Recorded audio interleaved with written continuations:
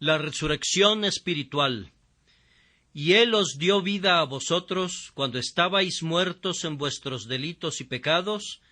Efesios 2:1.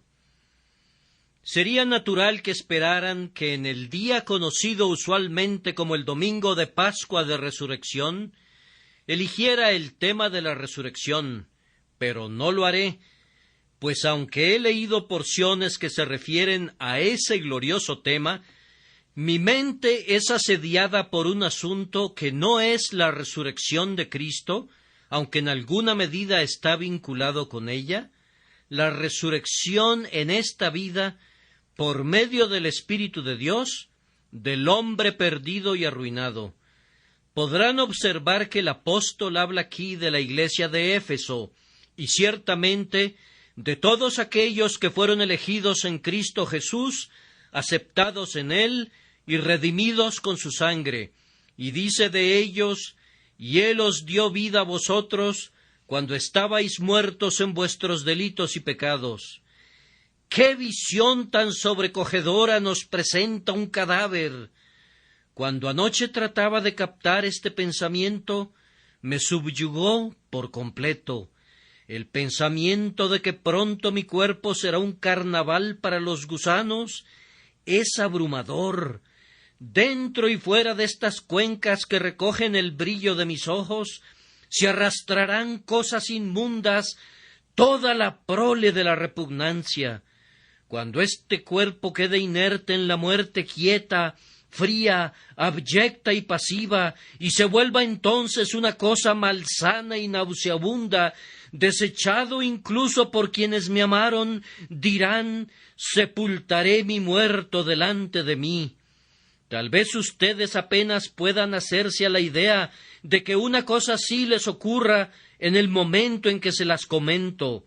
Es algo extraño que ustedes, que han caminado hoy hasta este lugar, sean llevados a la tumba, que los ojos con que ahora me contemplan sean sumidos en oscuridad eterna, que las lenguas que hace unos momentos articulaban el canto pronto sean un inerte bulto de arcilla, y que su fornida y sólida estructura corporal, aquí presente en este lugar, pronto sea incapaz de mover un solo músculo, y se convierte en algo repugnante, hermano del gusano y hermana de la corrupción.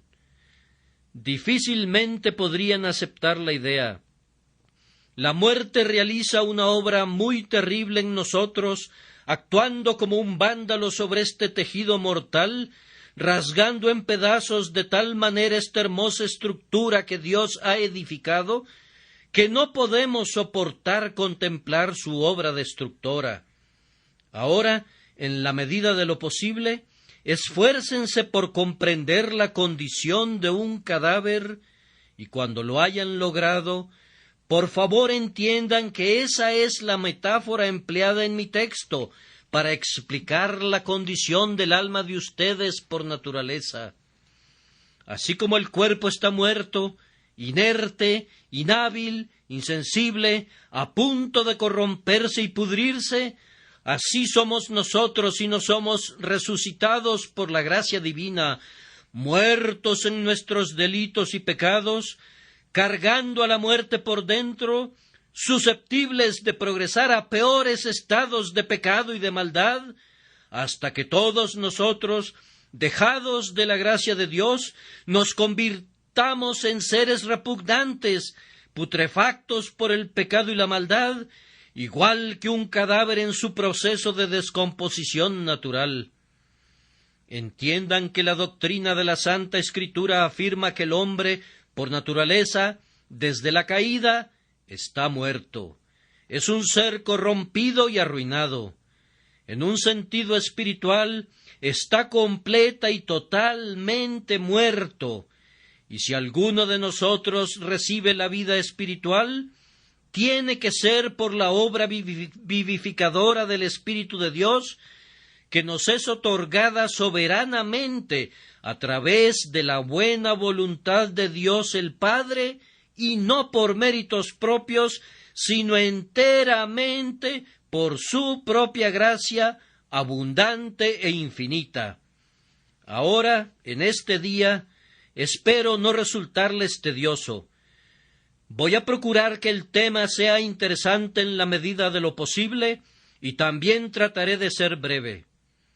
La doctrina general del día de hoy es que todo hombre que nace en este mundo está muerto espiritualmente y que la vida espiritual tiene que serle dada por el Espíritu Santo y no puede ser obtenida de ninguna otra fuente.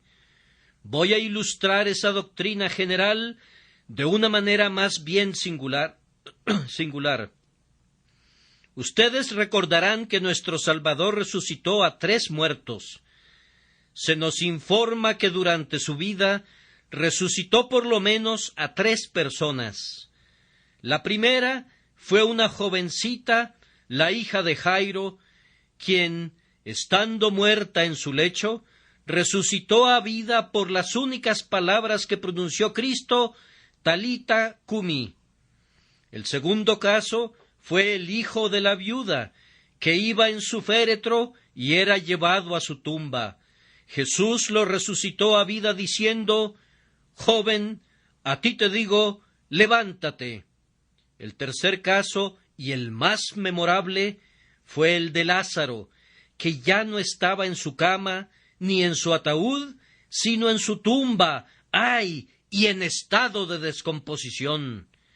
Pero no obstante eso, el Señor Jesucristo, con la voz de su omnipotencia, clamando: «Lázaro, ven fuera», lo sacó de la tumba. Voy a usar estos 3 casos como ejemplos de los diferentes estados de los hombres, aunque todos estén completamente muertos. En segundo lugar, como ilustraciones de los diferentes medios de gracia usados para resucitarlos, aunque, después de todo, la misma mediación es empleada. Y en tercer lugar, como ilustraciones de la experiencia posterior de los hombres resucitados, pues, aunque en un mayor grado es la misma, existen algunos puntos de diferencia. Entonces daré comienzo indicando, primero que nada, la condición de los hombres por naturaleza. Los hombres, por naturaleza, están todos muertos. Allí está la hija de Jairo. Yace en su cama. Da la impresión de que está viva. Su madre apenas acaba de besar su frente. Su mano está sostenida por la de su padre amante, que no puede concebir que esté muerta, pero está muerta, tan muerta que ya no podría estarlo más. Enseguida viene el caso del joven llevado en su féretro. Está más que muerto, ha comenzado a descomponerse. Los signos de la putrefacción son visibles en su rostro y está siendo llevado a su tumba. Sin embargo, aunque haya más manifestaciones de la muerte en él, no está más muerto que la niña. Está completamente muerto. Los 2 están muertos y la muerte realmente no reconoce grados. El tercer caso va todavía más lejos en su manifestación de la muerte, pues es el caso del cual Marta, usando palabras fuertes, dijo: «Señor, hiede ya, porque es de 4 días». Y sin embargo, fíjense, la hija de Jairo estaba tan muerta como Lázaro, aunque la manifestación de la muerte no era tan completa en su caso. Todos estaban igualmente muertos. Yo cuento en mi congregación con algunas benditas personas que son hermosas cuando se las mira. Quiero decir, hermosas en su carácter, así como en su apariencia exterior. Están dotadas de todo lo que es bueno y agradable. Pero, fíjense en esto, si no son regeneradas, todavía están muertas. Aquella muchacha, muerta en su habitación sobre su lecho, mostraba pocas señales de su muerte. El ojo amoroso no había cerrado aún sus párpados. Sus ojos todavía destellaban luz. Parecía un lirio recién cortado, era tan bella como la vida misma. El gusano no había comenzado a carcomer sus mejillas, y el rubor no se había desvanecido todavía de su rostro. Casi parecía estar viva. Y lo mismo sucede con algunos de los que me acompañan aquí. Tienen todo lo que el corazón podría anhelar, excepto la cosa que es necesaria. No les falta nada, excepto el amor al Salvador. Todavía no están unidos a Él mediante una fe viva. Ah, lamento decirlo, ustedes están muertos como el peor de los hombres, aunque su muerte no sea tan aparente. Tengo ante mi presencia también a algunos jóvenes que han alcanzado una mayor edad que esa bella damita que murió en su niñez. Ustedes poseen muchas cualidades hermosas, pero ya comenzaron a entregarse a hábitos perniciosos. Todavía no se han convertido en pecadores sin esperanza. Todavía no se han vuelto nocivos a los ojos de los demás. Apenas están comenzando a pecar. Son como el joven que era transportado en su ataúd. Todavía no se han convertido en borrachos reconocidos. Todavía no han comenzado a maldecir y blasfemar contra Dios. Todavía son aceptados por la buena sociedad. Todavía no los han proscrito, pero están muertos, totalmente muertos, tan muertos como el peor caso, el de Lázaro. Pero me atrevo a decir que nos encontramos aquí con caracteres que también son ilustraciones de ese caso. Allí está Lázaro en su tumba, descompuesto y putrefacto, y así hay algunos hombres que no están más muertos que otros, pero su muerte se ha vuelto más aparente, su carácter se ha tornado abominable, sus actos claman contra ellos, están proscritos de la sociedad decente que rueda la piedra para tapar la boca de su tumba. Los hombres sienten que no pueden mantener relaciones con ellos, pues han abandonado tan completamente todo sentido de rectitud que dicen, apártenlos de nuestra vista, no podemos aguantarlos. Sin embargo, estos pútridos individuos pueden vivir. Estos hombres que estamos describiendo, que no están más muertos que la joven en su lecho, aunque la muerte se ha revelado más plenamente en su corrupción. Jesucristo tiene que resucitar tanto a unos como a otros y llevarlos a todos al conocimiento y al amor de su nombre. Ahora, entonces, estoy a punto de entrar en las minucias de la diferencia de estos tres casos. Voy a tomar el caso de la muchacha. Está aquí con nosotros el día de hoy. Tengo muchos ejemplos de ella presentes delante de mí. Al menos yo creo que así es. Ahora, ¿me permitirían señalar todas las diferencias? Aquí está la muchacha, mírenla. Pueden soportar el espectáculo. Está muerta, pero la belleza todavía permanece allí. Es bella y encantadora, aunque la vida la ha abandonado. En el caso del joven, no hay belleza. El gusano ha comenzado a roerlo. Su honor se ha desvanecido. En el tercer caso, hay una absoluta putrefacción, pero en ella hay belleza en sus mejillas todavía. ¿Acaso no es hermosa? ¿Acaso no es encantadora? ¿No la amarían todos? ¿No debería ser admirada e incluso imitada? ¿No es la niña más bella entre las bellas? ¡Ay, lo es! Pero Dios el Espíritu todavía no la ha mirado. Ella todavía no ha doblado su rodilla ante Jesús, clamando misericordia. Lo tiene todo, excepto la religión verdadera. ¡Qué lástima por ella! ¡Qué lástima que una persona tan bella esté muerta! ¡Ay, hermana mía!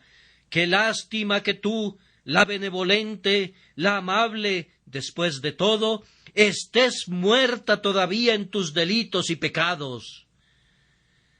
Como Jesús lloró por causa de aquel joven que había cumplido todos los mandamientos, pero una cosa le faltaba, así lloro yo por ti en este día. Ay, tú, criatura llena de hermosura, de carácter amable y bondadosa en tu comportamiento, ¿por qué habrías de permanecer muerta? Pues estás muerta, a menos que tengas fe en Cristo. Tu excelencia, tu virtud y tu bondad no te servirán de nada. Estás muerta y muerta te quedarás, a menos que Él te resucite. Noten también que en el caso de esta muchacha que les hemos presentado, la hija de Jairo, todavía es inundada de caricias. Ha estado muerta un momento o dos, y la madre acaricia todavía sus mejillas con sus besos. ¿Acaso no lo llueven lágrimas, como si quisiesen sembrar otra vez las simientes de la vida en esa tierra inerte que se muestra lo suficientemente fértil para generar la vida con el auxilio de una lágrima vivificante? ¡Ay! Pero esas lágrimas saladas son lágrimas estériles. Ella no vive, aunque reciba las caricias. ¿No sucede así con el joven? Él fue colocado en el féretro. Nadie lo tocará más, pues de lo contrario sería inmundo. Y en cuanto a Lázaro, está enterrado con una piedra en la entrada. Pero esta muchacha todavía es acariciada. Lo mismo sucede con muchos de ustedes. El ministro ha orado a menudo por ustedes. Son admitidos en la congregación de los santos, comparten con ellos como pueblo de Dios, oyen lo mismo que ellos oyen y cantan lo mismo que ellos cantan. ¡Ay de ustedes! ¡Ay de ustedes! Porque todavía están muertos. ¡Oh, me duele el corazón cuando pienso que algunos de ustedes son todo lo que el corazón podría anhelar, excepto una cosa específica, la única cosa que puede salvarlos! Ustedes son acariciados por nosotros, recibidos en la compañía y el trato de los vivos de Sión, siendo aprobados y aceptados. ¡Ay, pero todavía permanecen sin vida! Oh, en su caso, si son salvados, tendrán que unirse con los peores individuos para decir: he sido resucitado por la gracia divina. De lo contrario, no habría vivido jamás. Y ahora, ¿pueden volver a ver a esta muchacha? Noten que todavía no la han envuelto en su mortaja. Lleva sus propias vestiduras. Tal como se acostó cuando se sintió enferma, así yace en su lecho. Aún no la cubren con la sábana y el sudario. Lleva todavía su ropa de dormir. Aún no la entregan a la muerte. No sucede lo mismo con aquel joven. A él ya le cubre su mortaja. Tampoco ocurre lo mismo con Lázaro. Tiene atadas sus manos y sus pies con vendas. Pero la muchacha no tiene una mortaja que la cubra. Así sucede con la persona joven de quien queremos hablar el día de hoy. Ella no tiene malos hábitos todavía.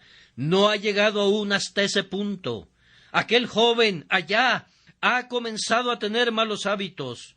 Y aquel pecador de cabellos grises que está allí tiene atadas las manos y los pies con sus malos hábitos. Pero la jovencita es hasta el momento semejante a los vivos y se comporta igual que cualquier cristiano. Sus hábitos son tersos y buenos y gentiles. Parece que el mal no abunda en ella. ¡Ay, ay, pero que estés muerta a pesar de tu hermoso vestido! ¡Ay, tú que te has colocado la guirnalda de la benevolencia en tu frente, que te has ceñido con las blancas vestiduras de la pureza exterior! Si no has nacido de nuevo, estás muerta todavía. Tu belleza se desvanecerá como una mariposa, y en el día del juicio serás separada de los justos, a menos que Dios te haga vivir. Oh, yo quisiera llorar por esos jóvenes que darían la impresión de haber sido liberados de formar cualquier tipo de hábitos que los pudieran conducir al descarrío, pero que todavía no han nacido de nuevo y no son salvos. Oh, quiera Dios, jóvenes varones y mujeres, que sean resucitados por el Espíritu. Y podrán observar, además, que la muerte de esta niña fue una muerte confinada a su aposento. No sucedió lo mismo con el joven. Él fue llevado a las puertas de la ciudad y mucha gente lo vio. Tampoco sucedió así con Lázaro. Los judíos vinieron a llorar a su tumba, pero la muerte de esta muchacha está en su recámara. Ay, lo mismo sucede con la jovencita o el jovencito que quiero describir ahora. Su pecado es todavía algo secreto, guardado por él. Hasta el momento la iniquidad no se ha manifestado. Únicamente su concepción está en su corazón. Sólo se encuentra el embrión de la concupiscencia, que no se ha convertido en un acto. El joven no ha vaciado todavía la copa intoxicante, aunque ha oído algunos susurros sobre su dulzura. Todavía no ha corrido a los caminos de la maldad, aunque ha tenido tentaciones que se han precipitado contra él. Hasta el momento ha guardado su pecado en su habitación y casi no se ha manifestado. ¡Qué lástima, hermano mío! ¡Qué lástima, hermana mía! Que ustedes, que en su comportamiento externo son tan buenos, oculten pecados en el cuarto de su corazón y muerten la clandestinidad de su ser, que es una muerte tan real como la del pecador descarado, aunque no sea plenamente manifiesta. Quiera Dios que puedas decir: y Él me ha dado la vida, pues con todo y mi belleza y con todo y mi excelencia, yo estaba por naturaleza muerto en mis delitos y pecados. Vamos, permítanme que insista en este asunto. Hay algunas personas en mi congregación a las que miro con temor. Oh, mis queridos amigos, mis muy amados amigos, ¿cuántos hay en medio de ustedes, lo repito, que son todo lo que el corazón pudiera anhelar, excepto por una cosa: que ustedes no aman a mi Señor? Oh, ustedes jóvenes que vienen a la casa del Señor y que son tan buenos en lo exterior, ¡ay de ustedes, porque carecen de la raíz que importa! Oh, hijas de Sión, que siempre están en la casa de oración, oh, pero que todavía están sin la gracia en su corazón. Tengan mucho cuidado, se lo suplico, ustedes que son las más hermosas, las más jóvenes, las más rectas y las más honestas. Cuando los muertos sean separados de los vivos, a menos que sean regeneradas, tendrán que ir con los muertos, y aunque sean sumamente hermosas y buenas, serán arrojadas fuera, a menos que vivan. De esta manera he concluido con el primer caso. Ahora nos referiremos al joven que ocupa el segundo lugar. No está más muerto que el otro caso, pero su estado es más avanzado. Vengan ahora y detengamos el féretro. No pueden mirarlo. Sus mejillas están hundidas y hay un vacío allí. No es como el caso de la jovencita, cuyas mejillas estaban todavía bien formadas y sonrosadas. Y los ojos, ¡oh, cuánta negrura hay allí! ¡Mírenlo! Pueden ver que muy pronto irrumpirán las roeduras del gusano. La corrupción ha comenzado su obra. Lo mismo sucede con algunos jóvenes aquí presentes. No son lo que fueron en su niñez, cuando sus hábitos eran decentes y correctos. Tal vez han sido seducidos ya hacia la casa de la mujer extraña. Han sido tentados a desviarse del sendero de la rectitud. Su corrupción está comenzando a brotar. Ahora desdeñan mantenerse bajo la tutela materna, desprecian perversamente las reglas que rigen la moral. Según ellos, son libres y serán libres, Vivirán una vida alegre y feliz, y así continúan con su diversión ruidosa aunque perversa, y evidencian en ellos las señales de la muerte. Han llegado más lejos que la muchacha. Ella era todavía hermosa y gentil, pero aquí hay algo que es el reflejo de la obra de la muerte. La muchacha era acariciada, pero al joven nadie lo toca.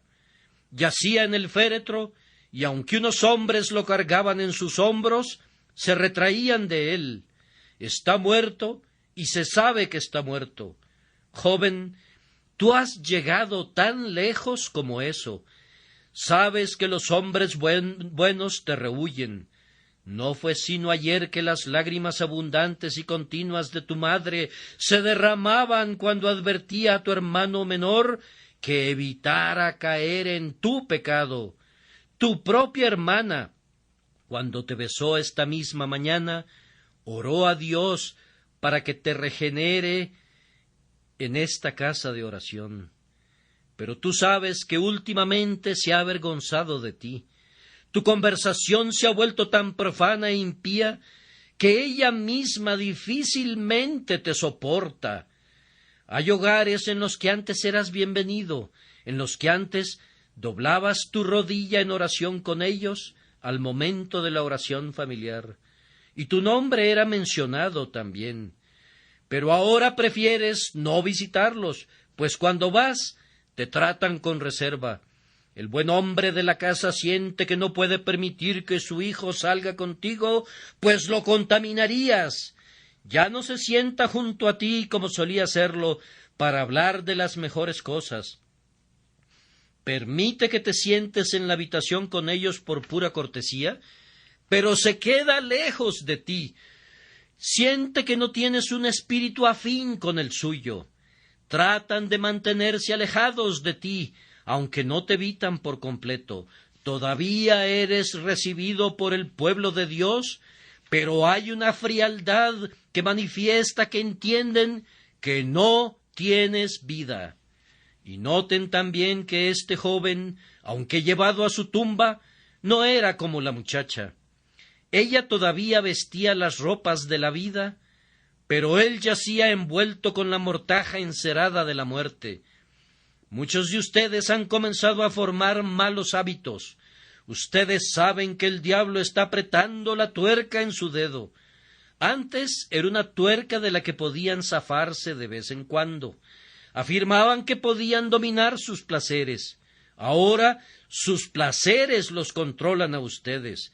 Sus hábitos no son recomendables ahora. Ustedes saben que no lo son. Ustedes permanecen convictos mientras yo les hablo en este día. Ustedes saben que sus caminos son malos. Ah, joven, tú que no has ido tan lejos como el libertino descarado y el profano sin remedio, ten cuidado, pues tú estás muerto.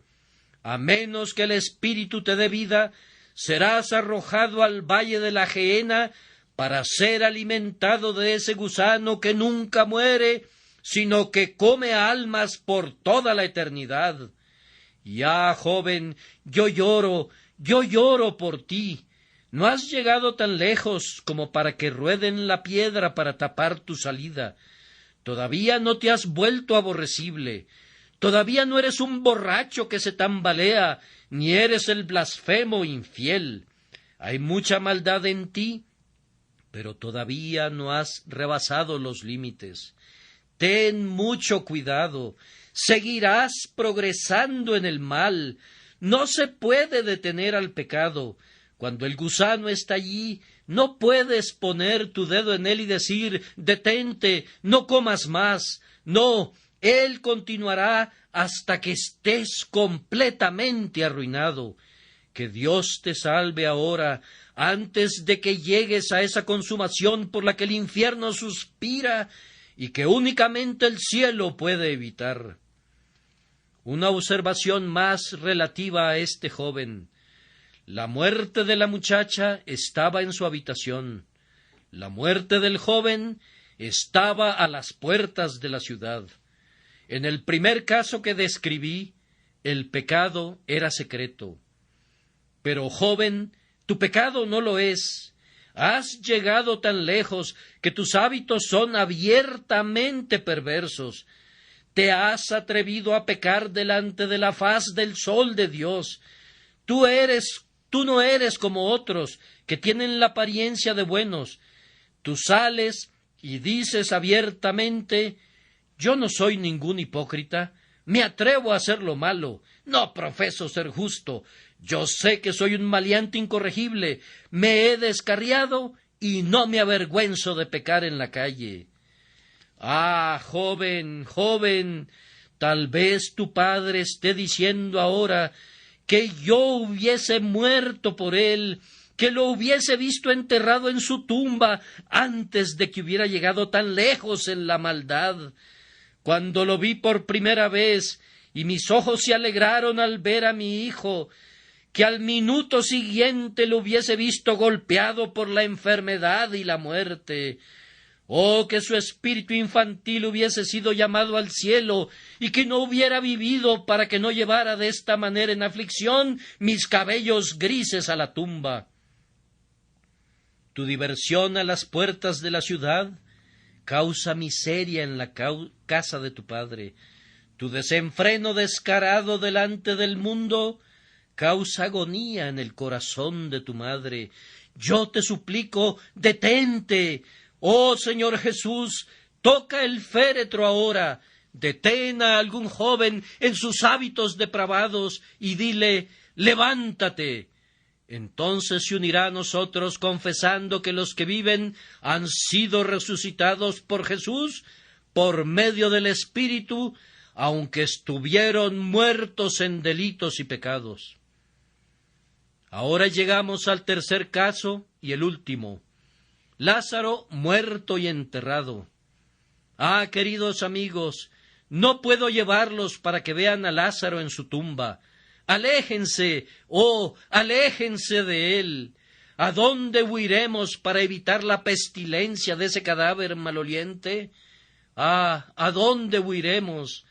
No hay ninguna belleza allí. No nos atrevemos a mirarlo.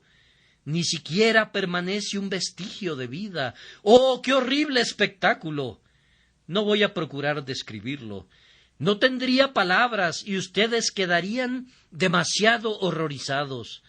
Tampoco me atrevería a describir el carácter de algunas personas que están aquí presentes. Me daría vergüenza decir las cosas que algunos de ustedes han hecho. Mis mejillas se sonrojarían al contar los actos tenebrosos que practican habitualmente algunos de los impíos de este mundo. Ah, el último grado de la muerte, la última etapa de la corrupción. ¡Oh, cuán terrible! Pero el último grado del pecado es mucho más terrible. Algunos escritores parecen tener una aptitud para enlodarse en este charco lodoso y extraer esta arcilla fangosa. Yo confieso que no tengo ninguna aptitud. No podría describirles las concupiscencias y los vicios de un pecador empedernido. No puedo decirles cuál es el libertinaje, las lujurias degradantes, los diabólicos pecados bestiales que cometen los hombres impíos, cuando la muerte espiritual ha completado su obra perfecta en ellos y el pecado se ha manifestado en toda su temible perversión. Es posible que haya algunos aquí presentes. Ellos no son cristianos. No son como la muchacha que todavía era acariciada, ni siquiera como el joven que era llevado en la procesión fúnebre. No, han llegado tan lejos que la gente decente los evita. Su propia esposa, cuando llegan a su casa, corre escaleras arriba para apartarse de su camino. Son despreciados. Alguien así es la ramera, a quien la gente le voltea la cara en la propia calle. Alguien así es el libertino, a quien le cedemos amplio espacio para no tocarlo. Él es un hombre que ha llegado demasiado lejos. La piedra ha cubierto su entrada. Nadie le llama respetable. Habita, tal vez, en una calle sucia, en un barrio bajo. No sabe a dónde ir. aun cuando se encuentre en este lugar, siente que si su vecino supiera cuál es su culpa, se apartaría de él y permanecería lejos de él, pues ha llegado a la última etapa. No da señales de vida, está totalmente podrido. Y fíjense en esto, en el caso de la muchacha, el pecado estaba en el aposento, era secreto. En el siguiente caso, estaba en las calles, era público. Pero en este caso, es secreto de nuevo, está en la tumba. Pues pueden observar que los hombres, cuando han avanzado solo una parte del camino de la maldad, lo hacen abiertamente. Pero cuando se han entregado plenamente a ella, su concupiscencia se vuelve tan degradante que están obligados a hacerlo en secreto. Son puestos en la tumba para que todo esté escondido. Su impudencia es tal que sólo puede ser perpetrada a la medianoche, un acto que sólo puede hacerse cuando le cubre la mortaja de las sorprendidas cortinas de la oscuridad. ¿Contamos aquí con algunas de esas personas? No puedo decir que contemos con muchas, pero todavía tenemos algunas. Siendo visitado constantemente por penitentes, he tenido que sonrojarme a veces por esta ciudad de Londres. Hay comerciantes cuyo prestigio es elevado y notorio. Hay algunos que poseen distinguidas mansiones, que en la bolsa de valores gozan de buena reputación y son considerados honorables, y todo el mundo trata con ellos y son bien recibidos por la sociedad. Pero hay algunos comerciantes de Londres que practican lujurias que son abominables. Yo tengo en mi iglesia y en mi congregación, y me atrevo a decir lo que los hombres se atreven a hacer, hay en mi congregación mujeres cuya ruina y destrucción ha sido obrada por algunos de los hombres más respetados en una sociedad respetable. Pocos se atreverían a hacer una intrépida afirmación como esa. Pero si ustedes hacen descaradamente esa cosa, yo debo comentarla. El embajador de Dios no debe lavarse la boca de antemano. Él debe censurar valerosamente, de la misma manera que los hombres pecan descaradamente. Hay algunas personas que despiden un terrible hedor para la nariz del Todopoderoso. Hay algunos cuyo carácter es repugnante más allá de toda repugnancia. Deben ser ocultados en la tumba de la clandestinidad, pues los hombres quieren proscribirlos de la sociedad y se encargarían de eliminarlos de la existencia si lo supiesen todo. Y sin embargo, y ahora viene una bendita mediación, sin embargo, este último caso puede ser salvado, al igual que el primero, y con la misma facilidad. El hediondo Lázaro puede salir de su tumba, igual que la muchacha dormida puede levantarse de su cama. El último, el más corrompido, el más desesperadamente abominable, puede ser revivido todavía, puede integrarse a la exclamación: «Y él me dio vida a mí cuando estaba muerto en mis delitos y pecados». Confío en que ustedes entenderán lo que deseo transmitir, que la muerte es la misma en todos los casos, pero su manifestación es diferente, y que la vida debe proceder de Dios y de Dios únicamente. Y ahora prosigo a otro punto, la resurrección. Todas estas tres personas fueron resucitadas, y todas ellos fueron resucitadas por el mismo ser, esto es, por Jesús. Pero todas ellas fueron resucitadas de una manera diferente. Noten, en primer lugar, a la joven muchacha en su cama. Cuando fue revivida, se nos informa, mas él, tomándola de la mano, clamó diciendo: «Muchacha, levántate». Era todavía un silbo apacible y delicado. Su corazón recibió otra vez su pulso y ella vivió. Fue un delicado contacto de la mano, no una demostración abierta, y la voz apacible fue oída: levántate.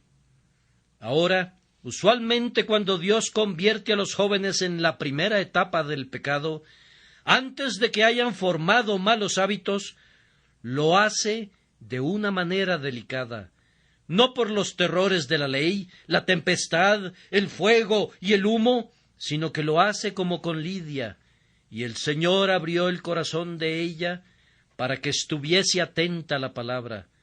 Sobre tales cae como el delicado rocío del cielo abajo en la tierra. Con los pecadores endurecidos, la gracia desciende en aguaceros que repiquetean sobre ellos, pero en jóvenes convertidos a menudo viene con delicadeza.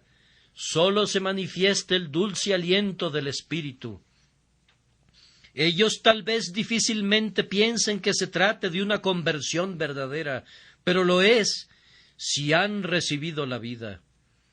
Ahora analicen el siguiente caso. Cristo no hizo con el joven lo mismo que había hecho con la hija de Jairo. No, lo primero que hizo fue que puso su mano, no sobre él, fíjense, sino sobre el féretro, y los que lo llevaban se detuvieron. Y después de eso, sin tocar al joven, dijo en una voz más alta: «Joven, a ti te digo, levántate». Noten la diferencia. La nueva vida de la joven muchacha le fue dada secretamente. La vida del joven le fue dada más públicamente. El milagro fue realizado en una de las calles de la ciudad. La vida de la muchacha le fue dada delicadamente por un contacto, pero en el caso del joven debía hacerse no por medio del contacto físico, sino tocando el féretro. Cristo quita al joven sus instrumentos de placer.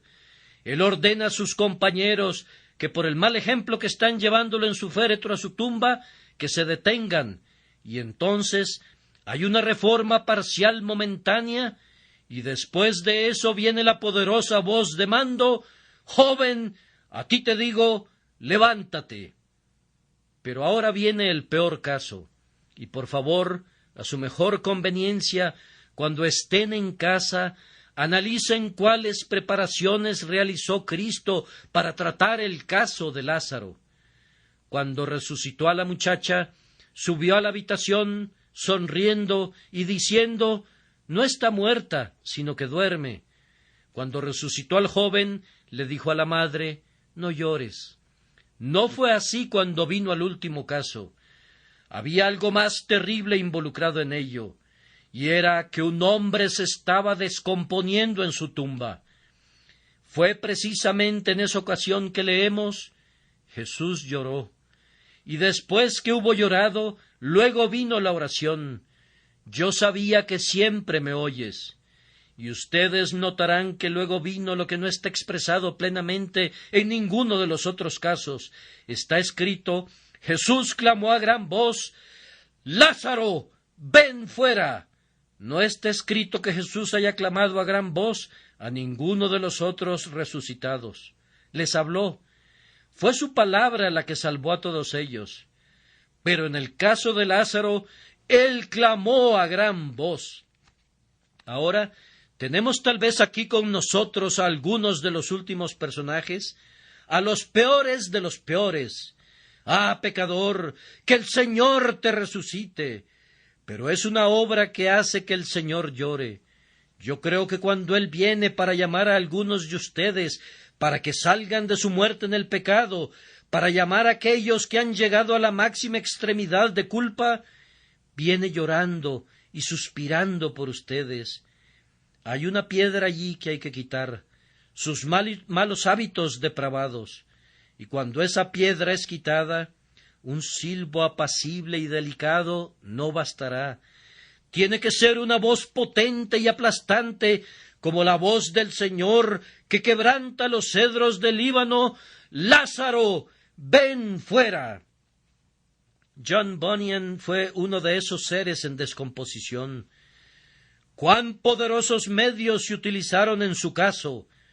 Sueños terribles, convulsiones horrendas, pavorosas sacudidas a un lado y al otro.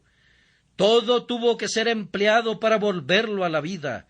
Y sin embargo, algunos de ustedes piensan, cuando Dios los está aterrando con los truenos del Sinaí, que Él realmente no los ama. No es así. Estaban tan muertos que se necesitaba de una voz potente para abrir sus oídos. Este es un tema interesante. Quisiera poder explayarme al respecto, pero mi voz me está fallando. Por tanto, permítanme ir al tercer punto muy brevemente. La experiencia posterior de estas tres personas fue diferente. Al menos podemos entender esto basándonos en los mandamientos de Cristo. Tan pronto como la muchacha resucitó, Cristo dijo, denle de comer. Tan pronto como el joven resucitó, lo dio a su madre. Tan pronto como Lázaro vivió, él dijo, desatadle y dejadle ir. Yo creo que hay algo en esto. Cuando los jóvenes que todavía no han adquirido malos hábitos son convertidos, cuando son salvados antes que se hubieran vuelto detestables a los ojos del mundo, la orden es, denle de comer. Los jóvenes necesitan instrucción, necesitan edificación en la fe. Generalmente carecen de conocimiento, no tienen la profunda experiencia del hombre mayor, no saben tanto acerca del pecado, ni tampoco saben mucho acerca de la salvación, como lo sabe el hombre mayor que ha sido un pecador culpable. Necesitan ser alimentados. Así que nuestro oficio como ministros, cuando recibimos a las jóvenes ovejas, es recordar el mandato: apacienta mis corderos, cuídalos, dales mucho alimento. Los jóvenes buscan a un ministro que instruya, buscan libros instructivos, escudriñan las Escrituras y buscan ser instruidos. Ese es su principal oficio, denle de comer. El siguiente caso fue diferente. Entregó al joven a su madre. Ah, eso es exactamente lo que hará contigo, joven, si te da la vida. En el momento en que seas convertido, te entregará otra vez a tu madre. Tú estabas con ella cuando te sentaste en su regazo cuando eras un bebé. Y ahí es donde deberás ir otra vez. Ah, sí, la gracia teje otra vez los lazos que desató el pecado. En el momento en que un joven se vuelve abandonado, desecha la tierna influencia de una hermana y las cálidas relaciones de una madre. Pero si es convertido, una de las primeras cosas que hará será buscar a la madre y a la hermana y descubrirá un encanto en su compañía que no había conocido antes. Ustedes que se han entregado al pecado, que ésta sea su ocupación, si Dios los ha salvado. Busquen buenas compañías. Así como Cristo entregó al joven a su madre, busquen a su madre, la Iglesia, esfuércense en la medida de lo posible para que sean encontrados en la compañía de los justos, pues así como eran llevados antes a su tumba por malos compañeros, necesitan ser conducidos al cielo por buenos compañeros. Y luego sigue el caso de Lázaro. Desatadle y dejadle ir. No sé por qué Lázaro no fue desatado nunca. He estado revisando todos los libros que tengo acerca de las prácticas y costumbres del Oriente y no he podido encontrar la clave para entender la diferencia entre el joven y Lázaro. El joven, tan pronto como Cristo habló, se incorporó el que había muerto y comenzó a hablar. Pero Lázaro, con sus vendas, acostado en el nicho de su tumba, no podía hacer otra cosa que arrastrarse fuera del hueco que fue abierto en la pared para luego recostarse contra él. No podía hablar. Su rostro estaba envuelto en un sudario. ¿Por qué no sucedió lo mismo con el joven? Yo estoy inclinado a pensar que la diferencia radica en sus respectivas riquezas. El joven era el hijo de una viuda. Muy probablemente estaba envuelto únicamente en unas ropas comunes y no estaba vendado ajustadamente como Lázaro. Lázaro pertenecía a una familia rica. Muy probablemente lo vendaron con mayor cuidado. Si fue así o no, yo no lo sé. Lo que quiero sugerir es esto: cuando un hombre se ha adentrado grandemente en el pecado, Cristo hace esto con él, corta sus malos hábitos.